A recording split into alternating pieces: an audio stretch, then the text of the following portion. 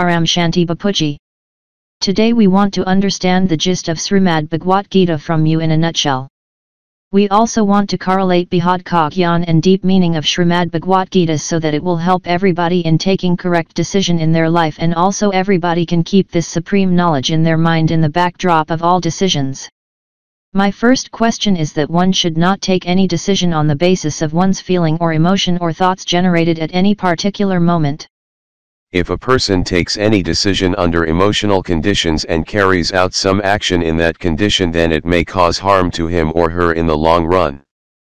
That's why one should not come under the impulse of feeling and becomes emotional at any point of time while taking any decision. Hence it is told that soul should always remain beyond all types of emotional attachments or feelings known as bhavatit. So according to Behad, soul should take decisions in soul-conscious state only. One should always think that he or she is a pure soul and always act like a karma yogi remaining in soul-conscious state or atmasvarup. Before doing any work or taking any decision, one should not at all come under the feeling of any emotional attachments of their bodily relations like uncle, brother, etc. These emotional attachments of these bodily relationships will drag anyone to fall in deep problems and karmic bindings. Thus a soul should always be in soul-conscious state by forgetting all bodily relationships. With the help of supreme knowledge or Behad ka Gyan, a soul in soul-conscious state should decide what is best for the soul and take decisions accordingly.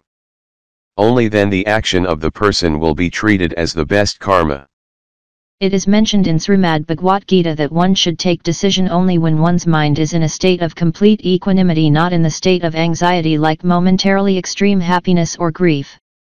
That means these states of extreme happiness or grief at any particular point of time are nothing but sheer excitement of mind representing different expressions of human emotions at that particular time depending on the situation of the moment.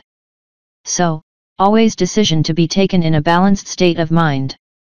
Sometimes human souls become extremely happy momentarily, and when some decision is taken under the impact of such situation, then mostly the act done by the soul becomes a negative act or vikarm, which even happens without awareness of soul. In a similar way, when any activity is done by soul in upset state of mind, then also it becomes a negative act or vikarm. In every situation, human soul should remain in a state of equanimity that is beyond the state of all emotions known as bhavatit. This is the real art of living. Soul should not fall under the trap of emotions, and when soul is in grief, then it should not at all take any decision. Similarly, when in extreme happy state, then also no decisions should be taken. I was an income tax lawyer, so I had witnessed many such instances in the life of many rich people whom I had met during my profession as a lawyer. I have seen many times when people have plenty of money, they indulge in variety of costly and luxurious activities, but when the same person has lost all his or her property in income tax raid, then they generally repent for their past actions done during their good times. Irrespective of situation, soul should always be in soul-conscious state, or called as in a state of equanimity or sthitprajna, and take balanced decision without coming under the impulse of emotions or situations. So soul should not take any decisions which create karmic bindings later on in life. In Shrimad Bhagavad Gita, Sri Krishna told that one should not take any decision as per the feeling of happiness or grief in one's mind. It is also told that even in a state of anger and strong emotional attachment also no decision should be taken. Desire, anger, greed, attachment, and ego are the 5 mental disorders which a pure soul understands properly and always put effort to keep himself away from all these disorders. Any activity done with these negative feelings in mind will always create a vikarm. Take an example of greedy persons who, in order to amass wealth, commit many sins in their life. In this way the greedy people accumulate a lot of wealth till death, and when the persons come to their deathbed they find that their pedigrees spend all the wealth carelessly. Then these greedy souls become restless to see their wealth being destroyed by their own siblings in front of them. Under such circumstances the greedy persons even cannot die peacefully, so after death they become ghosts with a lot of disturbances in their mind. So after death the souls can see that the wealth created in their lifetime sinfully also spent sinfully by their sons, daughters, and other relatives. So such greedy persons neither get peace during their lifetime nor after death. So greed never led a person to stay in peace even after death. Attachment is another disorder. When a person has developed strong attachment to various posts in society like political posts or any such posts in any organization, then in order to capture that post or position the person commits many sins. Even if a person does good work like participating in independence movement of country, but the attachment to post positions like prime minister or head of country or bodily relations like sons and daughters etc. always make soul restless after death, and such souls hover around the posts in the form ghosts even after death also. That's why it is told that movement of soul is decided according to the thought in the mind of soul at the time of death, that is ant mate so gaudy. So, one should be careful to this eternal truth of end time before death. So souls never get salvation after death when the souls are engaged in various activities with all these mental disorders during their lifetime. In order to carry out good work one should have appropriate knowledge, to remain in soul conscious state and also power in their soul. So the persons who are full of desire, anger, greed, they even cannot do devotion to God also. What we are preaching here is the path of knowledge, and this is supreme knowledge or Behad Kagyan, so souls with such disorders cannot follow this path. Here we teach a soul to become a supreme soul and to spread the vibration of Paramshanti in the creation, so that soul also gets ultimate supreme peace and also create a positive and peaceful environment. So one should do such action for which one should not repent in future. Now we will talk about the action without any desire or akarm or nishkamkarm. One should not take any decision keeping result in one's mind. It is found that many people carry out actions keeping result in their mind. For example, people who do not become slim immediately due to exercises like morning walk, they think that there is no gain in going for morning walk, so they never take up exercises like morning walk. But a person should always engage himself or herself in morning exercises without thinking of result, like when the person will become slim. Result of any action is not in anybody's hands, so one should always carry out actions without any desire, known as nishkam karma. The difference between a normal action or karma and action without any desire or nishkam karma is like difference between hell and heaven.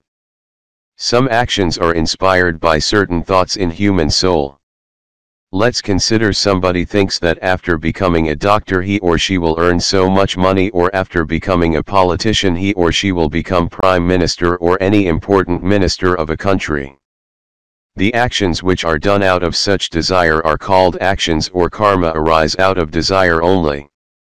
But if a person thinks of becoming a doctor or politician only to serve the human society, then the actions or karma by that person is called as nishkam karma. Nishkam karma has tremendous power and it gives immense strength to soul. In this way a person can serve his or her state, country, or world, and in the end he or she can establish himself or herself in soul conscious state and serve the whole creation by transforming it to supreme eternal creation. Nishkam karma is to do action without expectations, but I have not found anyone in present time doing nishkam karma on earth. Next, change of nature is a continuous process. One should not scare of changes occurs in nature inherently with progress of time. It is a general attitude of human beings to resist the change because of the fear of losing their identity. Change is the law of nature, so human soul should shun the fear to adapt the change of nature. Fear of losing the present status always troubles the human soul on earth. For example, if a person has big flat, car, bank balance etc., then the person mostly lives the life to retain all these earthly objects, and most of the time spent on earth in the fear how to maintain his or her status and not to lose his or her status. The mind of such human soul always thinks about on these earthly objects throughout day and night continuously, so a human soul requires spiritual knowledge to control the thoughts of his mind. So, first step for a human soul to become happy is to leave aside all sorts of social status and prestige. Second step is to stay away from all bodily relationships as far as possible and establish his self in soul conscious state. A human soul should take all decisions in soul conscious state only, as I have told earlier, and all the actions should be free from all emotional attachments, free from karmic bondages or karma, free from basic nature of body consciousness. A human soul should carry out the best actions without any desire, emotional attachment, and the action should also be free from all qualities of nature. When action is beyond all qualities of nature, that is purely selfless, free from all disorders, then the action will not bind the soul to any limitations and soul will experience the supreme bliss here on earth in this life itself. When soul engages itself in welfare activity of whole creation, then soul moves towards a stage beyond all karmic bindings, that is total freedom from all limitations, known as karma-udit stage. Then soul will attain a stage to utilize his free will for Supreme Father Almighty authority only. That means completely surrender his will in the hand of Almighty authority. At this stage soul will only carry out the best actions and never fall trap to any type of bad actions, thoughts, or disorders, because the soul clearly discriminates between good and bad at this stage. As per supreme spiritual knowledge, the soul should become the image of knowledge itself, called as Gyan-Svarup. Only then it can attain a state of non-attachment, quality of nature of non-body consciousness, and karma-udit, that is free from all karmic bindings. Belief and faith are two important aspects while taking decisions or carrying out any actions in life. One should have complete belief in God or truth or in the decision taken by him, only then the action carried out or decision taken will fructify. What you will say? We are here discussing about the knowledge of Shrimad Bhagavad Gita, which was spoken by Almighty Authority himself. Supreme Authority who divulged the knowledge of Gita had spoken two important words: karma yogi, that means remembering Supreme Authority while doing all actions. God asked everybody to become karma yogi, only then soul can attain state of karma-udit, bhavatit, gunatit. It is also told in Gita to know thyself, that means first believe in yourself and know that you are a pure soul, and with this knowledge remember me, the Supreme Authority. Attain soul conscious state and completely surrender to me and take shelter under me, the Supreme Authority, is the clear message of Bhagavad Gita.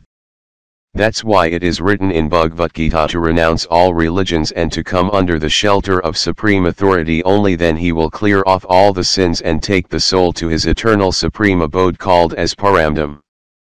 The gist of Bhagavad Gita is to lead a life of karma yogi as a simple householder in this world. As per Bhagavad Gita, the life of householder is the best form of monastery, where a soul can lead a life of a karma yogi by discharging all the duties in remembrance of Supreme Authority, so that soul will desist from all form of negative actions or vikarmas and carry out only nishkam karma. In Bhagavad Gita, Sri Krishna had given a beautiful advice to Arjuna to not to act like a common ignorant man, because he was a man of perfect character and divine personality, so in future people in society would follow his actions and he would become an example for the human society. What will you say on this? What Behad ki Atma should do? Here Arjuna is a high-quality soul, or Behad ki Atma, who knows all the secrets of infinite creation, and he also knows the science of transformation of creation. If such a soul will act like a common ignorant soul, then can we call him a Behad ki Atma? What is the difference between actions of a common ignorant soul and a high-quality soul, or Behad ki Atma? If a soul does not take any decision in soul conscious state and does not put effort to burn all his karmic records in soul conscious state, and always cry like an ignorant soul and accuse God for all types of difficulties in life, then it is clear that the soul has no knowledge and is a completely ignorant soul. Common and ignorant souls always coerce God for all things happen in their life. It is told in Bhagavad Gita that common ignorant souls always think of only enjoyment of various subjects. Common ignorant souls are full of desires of enjoyment of various subjects and all sorts of disorders. That's why in the path of devotion all pray to God to remove all desires and disorders from them. When soul attains soul conscious state, only then all disorders and sins removes from their soul. Desire, anger, greed, attachment, ego, all are various types of disorders. The soul who has complete knowledge can clearly discriminate these mental disorders. That means one has to reduce body consciousness and increase the soul consciousness in order to remove all these disorders. Here we are teaching Behad Kagyan, where a soul should remain in soul conscious state and do all his actions in soul conscious state in remembrance of supreme authority. Only then the soul is called as karma yogi. Here soul should lead a life of karma yogi and remain free from all sorts of attractions of physical world like social status, post, position, etc. These high-quality souls should have only one objective in their life: to reach karmadit stage, where the soul becomes free from all karmic bindings, and to transform the whole creation by transforming their self. The souls with such objectives can only escape from these disorders and vikarmas. It is further told in Bhagavad Gita, which is not good for society, the same is also not good for anybody. Any person living a life with all sorts of disorders as mentioned earlier, can he be at any time useful for the society or creation? How the affirmations or sankalpa of a person with full of mental disorders or negative passion can help the creation. Consider an example of such a person residing in India and whose wife is staying in America. That person, due to his extreme bodily desires, he is thinking about his wife and putting negative affirmations full of desires in the environment up to America. The person is releasing highly powerful negative vibrations full of lascivious desires in the atmosphere, which spread throughout the space up to America, so all the environment up to America gets polluted due to such powerful negative vibrations. This type of vibrations spread throughout the atmosphere, and when this vibration touches anyone in the atmosphere, immediately the same negative desires will be aroused in other persons. Such negative vibrations get multiplied very fast in creation. Similarly, a person full of anger will spread the fire of anger in the surrounding atmosphere. In this way, the persons with different disorders like greed, anger, etc. spread different types of negative vibrations throughout the atmosphere and destroy the whole atmosphere of Earth within no time. These mental disorders scorch the person as well as the whole atmosphere and other souls in the atmosphere also. Hence, along with the atmosphere, all creation gets polluted and destroyed with all sorts of negativity generated by such negative ignorant souls. What is the difference between Satya Yuga, Treta Yuga, Dwapar Yuga, and Kali Yuga? What makes the atmosphere negative in Kali Yuga? This is nothing but vibrations or affirmations generated by souls and released to the atmosphere. The Earth's atmosphere was not in polluted state in Satya Yuga as it is today, because during Satya Yuga the vibrations emitted by souls on Earth were not like today. During Satya Yuga the vibrations or thoughts of souls were pure, so the atmosphere of Earth was also pure, but at present time the thoughts of souls on Earth is full of negative vibes loaded with all sorts of mental disorders, so the atmosphere of Earth becomes completely polluted. The vibration or thought of each and every soul contributes to the quality of atmosphere on Earth, so one must aware that due to one's negative thought the soul is doing harm to itself as well as to the whole atmosphere in totality. That is how condition of Earth is deteriorating day by day and future of Earth is in peril. That's why now it is the duty of each and every soul to remain in soul conscious state, think of Paramshanti and chant Paramshanti. This will help souls individually to feel supreme peace, and peace will also prevail in the surrounding atmosphere. In this way the souls can fill the Earth's atmosphere with positive vibrations and also can save this Earth from extinction due to extremely negative atmosphere. Further, it is said in Bhagavad Gita to believe in Supreme Authority or Supreme Soul, always pay gratitude to Him, love Him, and while taking any decision always be in remembrance of Supreme Father the Almighty Authority and trust Him completely. First of all, one should identify himself or herself as a soul by attaining the soul conscious state or Atmasvarup. Then soul can know who Almighty Authority is through supreme knowledge. That's why it is mentioned in Gita, nobody can reach Almighty Authority by any means like chanting, penance, meditation, but through knowledge only. It is also told in Gita that souls with supreme knowledge are dearer to Almighty Authority. So a human soul should dive deep into secrets of the supreme knowledge or Behad Kagyan and lead a life of a karma yogi in complete remembrance of Almighty authority. Then soul will gradually transform to a state of supreme soul. I have already told everything, so hardly anything remains to tell. The 10 important points those we have discussed here give very deep insight to make correct decisions in day-to-day life and also teach everybody the art of living in this physical world. Here I would like to tell all our listeners that the knowledge disseminated by Bapuji is for the transformation of whole creation, also to transform the souls to supreme souls. There is a video on time travel which we have released recently in YouTube. One must see the video, which definitely make everyone acquainted with the rarest of rare knowledge on soul, knowledge of how to make return journey of soul. This video has also the rarest supreme knowledge on how to control the time, space, speed of soul and return to supreme abode where actually soul has come from. It is told in Geeta to emerge the original powerful effulgence form of soul through supreme knowledge, only then soul can escape the repeated cycle of birth and death. Here Bapuji has taught us to practice to acquire a body of light form in soul conscious state, so that in coming time when transformation of creation will take place, then we can go back to the supreme abode of our Creator, the Almighty authority, before the end of our time. Before going back to the supreme abode, we must also transform the whole creation. With this purpose only Bapuji has made around 1000 videos in YouTube. So you should see all the 105 videos of Unspoken Truth, 16 videos of beginners playlist in YouTube, which may transform your thought as well as life. It is requested to all viewers to participate in spreading the vibration of Paramshanti in the creation and transform the whole creation. It is also requested to like this video and share this video as much as possible so that the message can reach every soul who needs the supreme knowledge on soul. Bapuji, do you tell something more? All souls with supreme knowledge must establish in soul conscious state and transform their self to supreme soul and also transform the whole creation.